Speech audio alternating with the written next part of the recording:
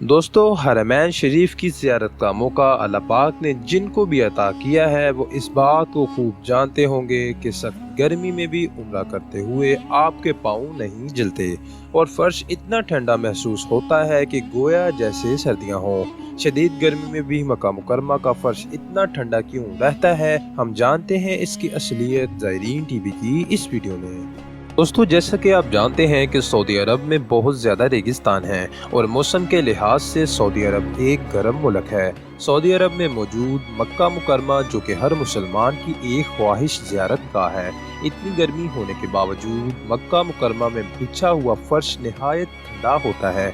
इस बात पर सऊदी चैनल अल अखबारिया ने भी बात की, जो कि लोगों की गलत फहमियों पे मबनी थी और लोग ये समझते थे कि जो फर्श इतनी गर्मी में भी हमेशा ठंडा रहता है, इसके पीछे एक खास निज़ाम काम कर रहा है। अब हम जानते हैं कि अल अखबारिया चैनल ने अपनी रिपोर्ट्स में क्या बताया। इनकी रिपोर्ट्स में ये जिक्र था कि काफ़ी लोगों का कहना ये है कि हरमैन शरीफ के पत्थरों के नीचे कूलिंग सिस्टम है, यानी पाइप बिछे हुए हैं।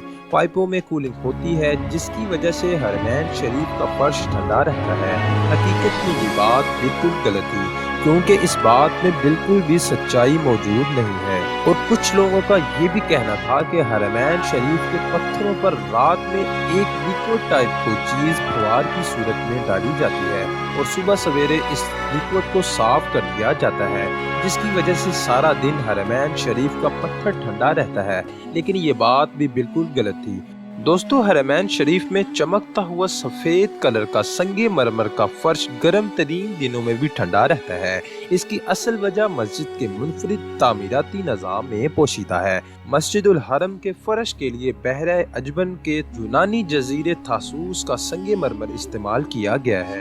ये इंतहाई सफ़ेद होता है और रोशनी को बहुत कम अपने अंदर जज्ब करता है।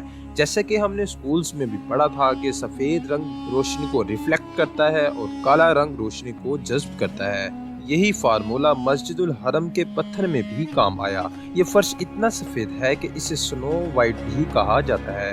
कदीम ज़माने से ही इस यूनानी जजीरे से ही पत्थर निकाला जाता है। ये आज पूरे यूनान में इस्तेमाल होता है। तारीख के सबसे बड़े मुकामात और छतों, दीवारों और मुजस्मों के लिए यही पत्थर इस्तेमाल किया जाता है। कदीम दुनिया का सबसे बड़ा मकबरा और तुर्की की मशहूर मस्जिद आया सूफिया में भी संगे मरमर का इस्तेमाल किया गया है। पत्थर की मुनफरिद खसूसियात की वजह से लग्जरी विलास और अंदरूनी सजावट में भी इसका कसरत से इस्तेमाल किया जाता है। डिमांड ज़्यादा होने की वजह से ये पत्थर बहुत ज़्यादा महंगा है।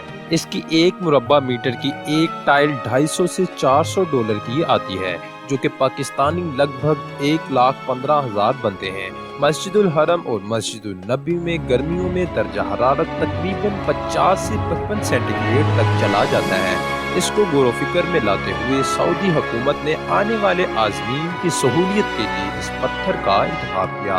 ये नहीं हुआ कि इसे एक बार लगा दिया और छोड़ दिया, बल्कि मार्बल को बार बार पॉलिश लगाई जाती है, इसकी बाकायदगी से देखभाल की जाती है और इसके साथ साथ इसकी मेंटेनेंस, और अगर टाइल टूट जाए तो उसकी फौरी रिप्लेसमेंट की जाती है। वो जगह जहाँ ज़ायरीन काबे का तवाफ करते हैं, वहाँ कोई भी छत नहीं है। बगैर छत वाली जगह का पत्थर ज़रा खारदरा होता है। फर्श डालने से पहले इसे कंकरियों से भरा गया था। इस पत्थरों को थासूस के यूनानी जजीरे से बड़े बड़े ब्लॉक्स की सूरत में इंपोर्ट किया जाता है। फिर इसके बाद इसे सऊदी अरब में ही प्रोसेस किया जाता है। ये काम बिन लादेन ग्रुप करता है, जो मस्जिदुल हरम और मस्जिदुल नबी में काम करने वाली सबसे बड़ी कंपनी है। इस पत्थर की एक और खसूसियत ये भी है कि ये सिर्फ रोशनी को ही नहीं रिफ्लेक्ट करता, बल्कि फिजा में पाए जाने वाली नमी को भी जज्ब करता है। जब तेज धूप फटती है तो वो फिर इसी नमी को इस्तेमाल करके अपने आप को ठंडा रखता है, जिसकी वजह से ये पत्थर सेल्फ कूलिंग का काम करता है और इतनी शदीद रेगिस्तानी गर्मी के बावजूद भी फर्श को ठंडा रखता है। दोस्तों, उम्मीद करता हूँ आज की वीडियो आपको पसंद आई होगी। इसी के साथ अपने मेज़बान को इजाज़त दें। मिलते हैं अगली वीडियो में, तब तक के लिए अपना ख्याल रखें। अल्लाह हाफिज़।